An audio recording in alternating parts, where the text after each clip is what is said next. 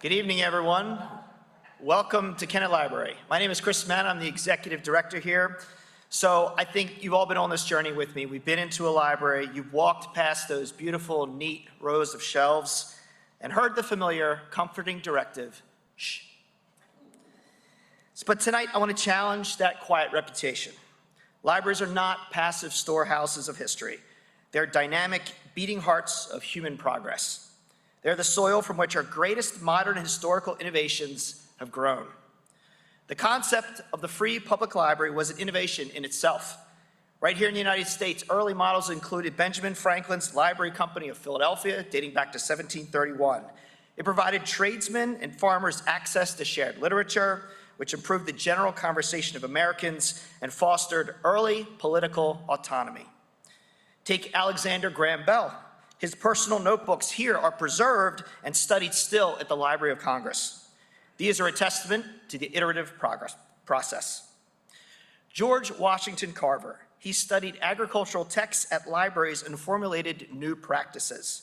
Even pioneers like the Wright brothers, prior to launching the first airplane in 1903, relied extensively on reading materials at public libraries to refine their engineering theories.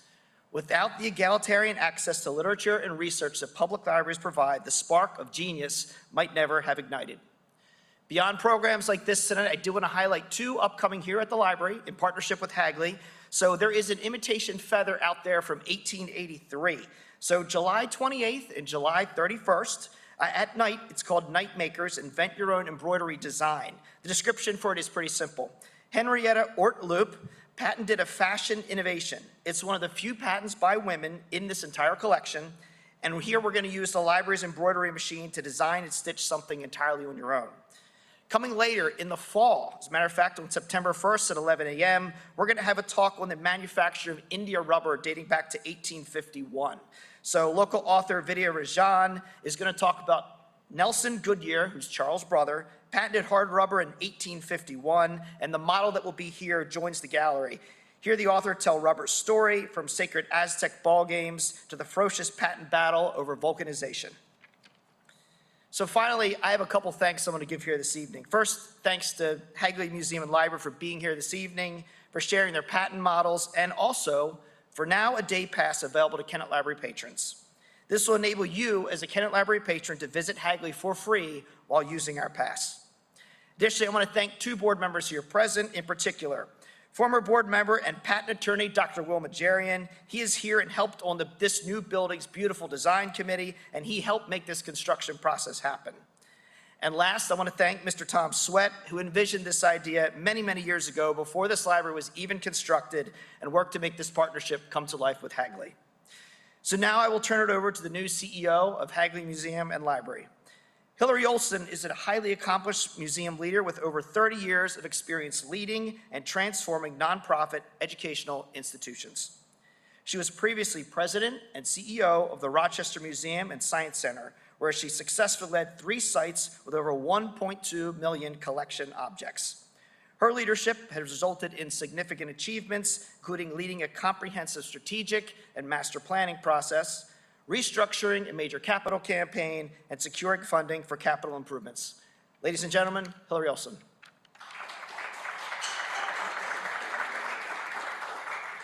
Thank you, Chris.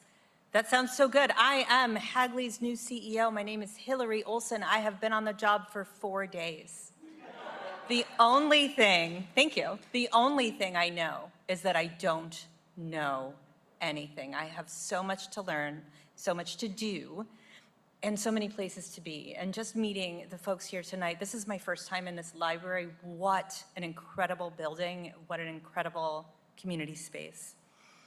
As Chris said, the community is an absolute gem when it comes to supporting these grandiose projects. People have ideas, but making them happen has to do with all of you.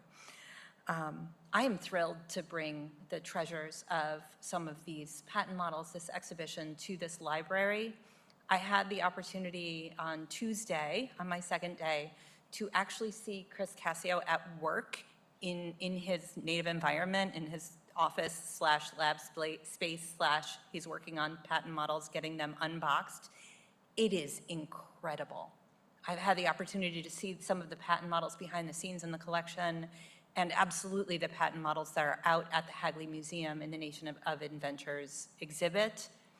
What an incredible thing to say, okay, I'm interested in how something works, and then I'm interested in making it better. And everyone, when they get a chance to go and look at these models says, oh my gosh, oh, I want to get in, I want to touch it, I want to feel it, I want to see how it works, I want to turn the gears. The whole idea of patent models is beautiful, but what they become is a record of ingenuity and innovation forevermore. I'm really enjoying myself tonight, and I am excited to introduce to you Chris Cassio. He's a graduate of the University of Delaware's Museum Studies program, and he's worked in public history for 3 decades in institutions ranging from the Delaware Historical Society to the Winterthur Museum and Gardens. Chris came to Hagley in 2019, and he became the Alan W. Rothschild Assistant Curator of Patent Models in October of 2020. Everyone, please join me in welcoming Chris Cassio.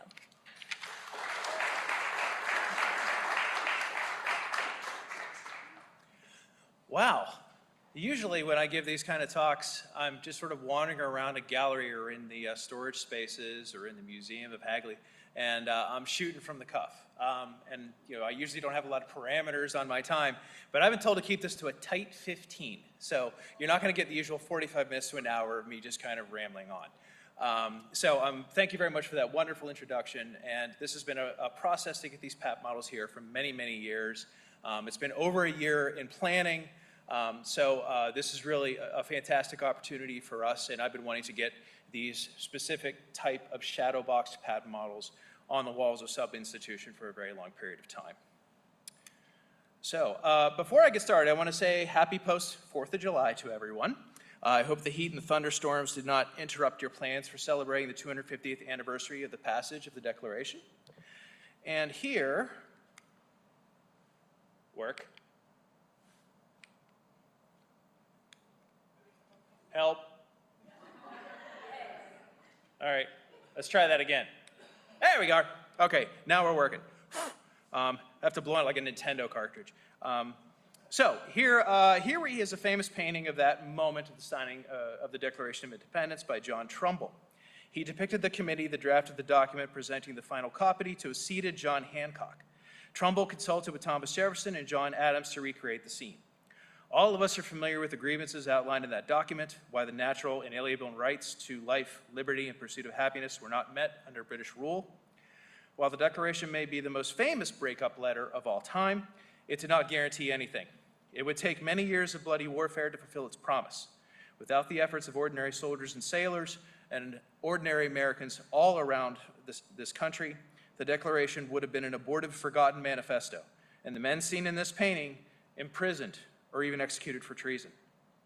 I'm sure you're saying, wow, gee, thanks, Chris, for that rather dark history lesson. What does this have to do with patent models here at Kennett? Often the political consequences of the Declaration are mentioned, but what about the economic consequences? The Declaration was the equivalent of a teenager telling their parents off and storming out of the house to go live out on their own. The war crippled the American economy and devastated its trade and infrastructure. The young nation had to borrow money to keep Washington's army in the field. The debt was enormous. Not to mention, we severed ties with our primary trading partner, who just happened to have the most powerful navy in the world. It could no longer protect our merchant ships.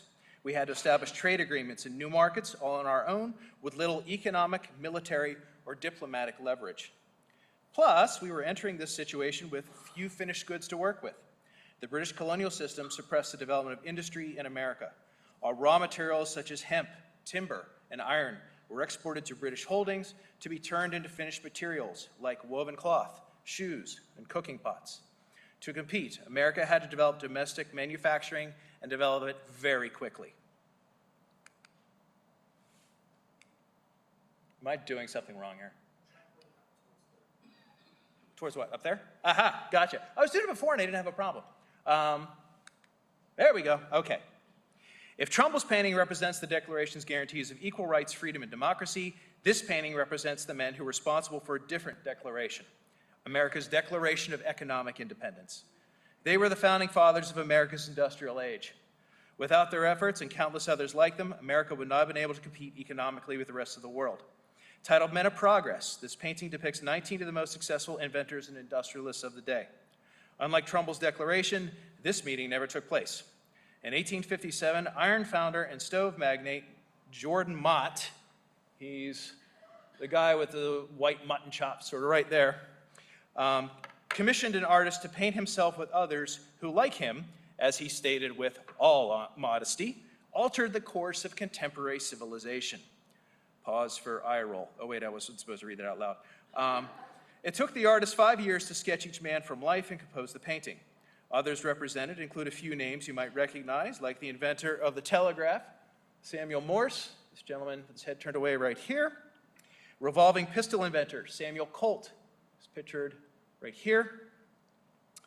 And Charles Goodyear, who his brother you'd mentioned, Nelson Goodyear, who was the original inventor of vulcanized rubber, and he's the one leaning forward right here.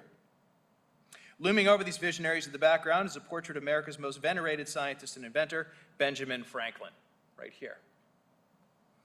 He is the only guy to appear in both this painting and Trumbull's painting that I just showed you earlier. These men helped drive America's economic revolution. 100 years after the economic panic that set in after the Declaration, America's industrial might stood nearly unchallenged. By the centennial in 1876, America perfected new industries such as railroads, oil refining, steel production, and others. We led the way in developing new products that changed everyday life for people throughout the world and laid the groundwork for our modern information age. Not depicted, but inarguably more important, are the largely unknown millions of immigrants who not only expanded the workforce to make those factories work, but brought talent and fresh ideas to our shores. These titans of industry and the men and women they employed fostered the spirit of innovation, hard work, entrepreneurship that to this day are all hallmarks of the American character. Hey, I got it now. This was by design, not by accident. The American patent system made this possible. The framers of the U.S. Constitution, as depicted here, and as stated in Article 1, Section 8, established protections for authors and inventors. But while the American system was influenced by European models, its democratic nature made it very different and more successful than any other. Patent systems set up by European world governments in many ways stifled innovation. Members from the working class, from whom many important American patents sprung, were left out of the process. Patents were expensive, meaning that only members of the elite could secure them. Royal patronage or memberships in royal societies were often required. An applicant might have to prove that there was already a market in place for their inventions, even to be considered for a patent. Patents were issued for large-scale industrial machines and processes, meaning small improvements and out-of-the-box ideas in industries that weren't established yet, the kind that truly propelled technology forward, were rejected. The American system was different. Anyone could earn a patent, and I mean anyone. In a time when there were many prejudices and restrictions imposed on different groups of people, the U.S. patent system was the most democratic process in the country and perhaps the world.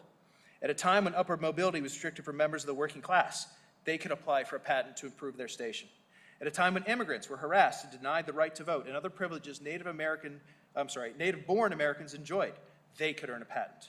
Women, who likewise could not vote, and in some states could not own property or enter into contracts, could earn a patent.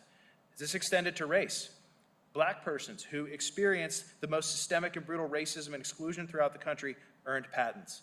Even enslaved persons could have patent protections. The filing fee was reasonable, the equivalent of about $1,000 today. Meanwhile, a patent in England could cost nearly $20,000 today.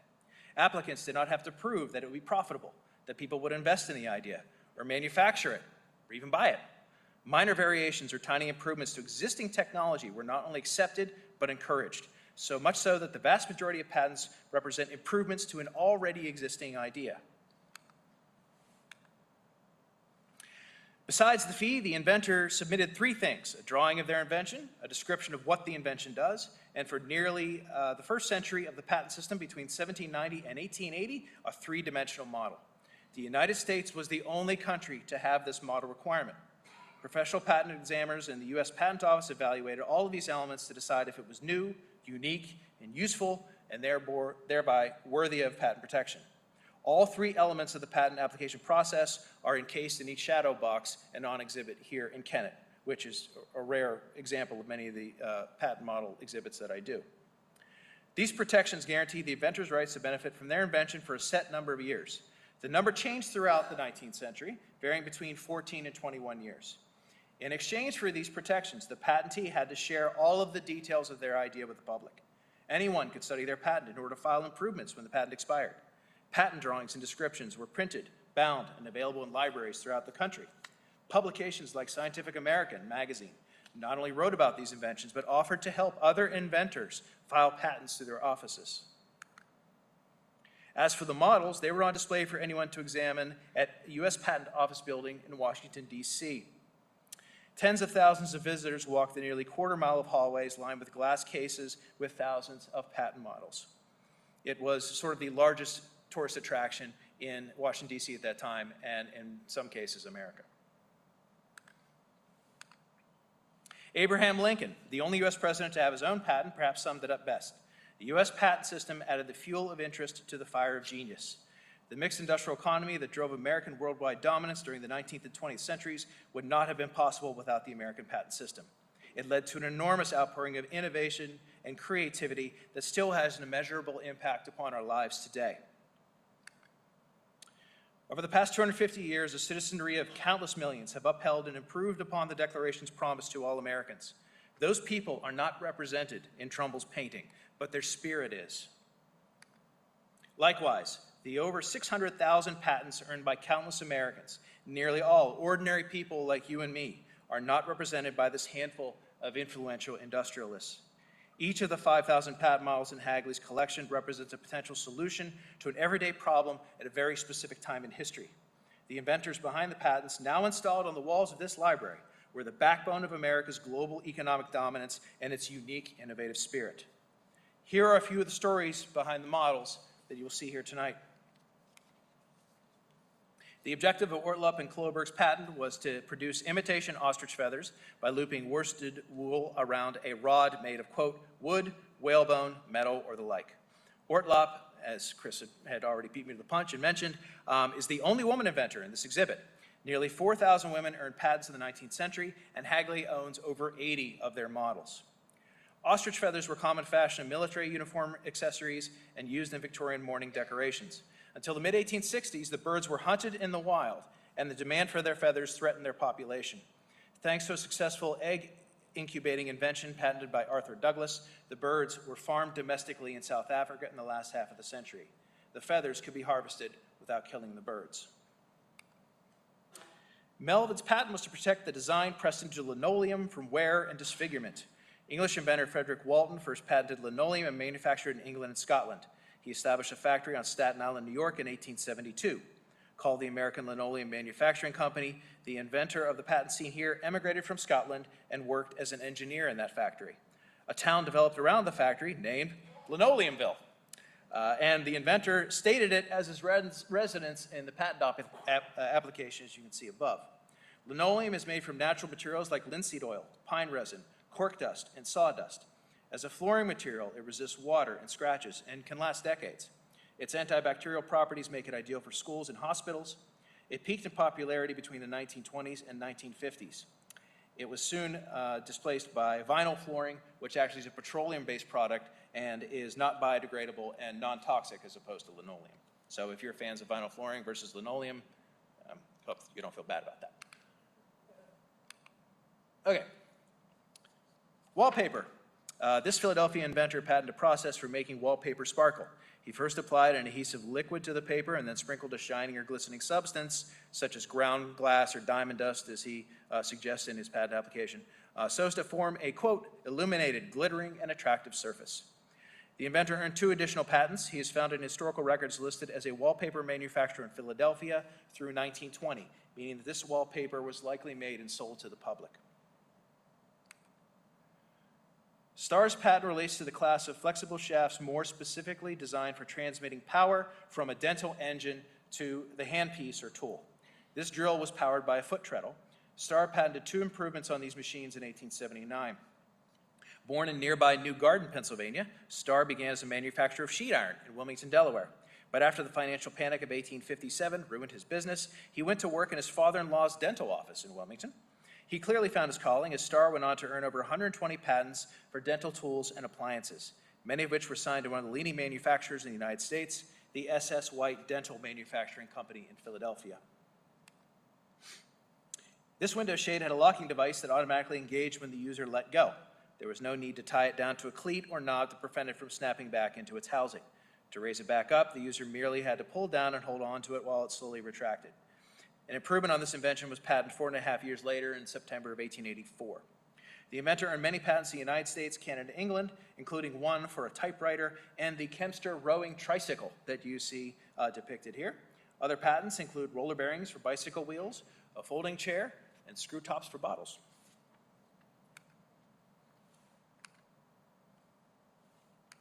Whoops, sorry, I'm not good at this. Would you like toaster pancakes for breakfast tomorrow? No worries, this kitchen tool can prepare both. The wire tongs grip bread for toasting, while the ends are designed to, quote, slip easily under a pancake or any other similar article. Maybe then we can add fried egg to the menu. Multiple use inventions were just as popular in the 19th century as they are now. In Hagley's collection, you'll find letter openers that clean fingernails, a spring mattress that converts into a fire escape, and even a piano that turns into a bed. Who wouldn't want one of that in their parlor? Raineyville and Sykes' patent protected draft animals from flies. Their design used metal staples to attach the straps together, which used less leather, made the net lighter, and kept it from shifting out of position. By chasing away biting insects like horseflies, this invention contributed to the health and safety, not to mention the comfort of animals. Millions of horses and countless other animals labored in farms and cities. Even dogs and cats had jobs. They were living, breathing machinery. Slowly, Americans began to regard animals as worthy of the same humanity and care as people.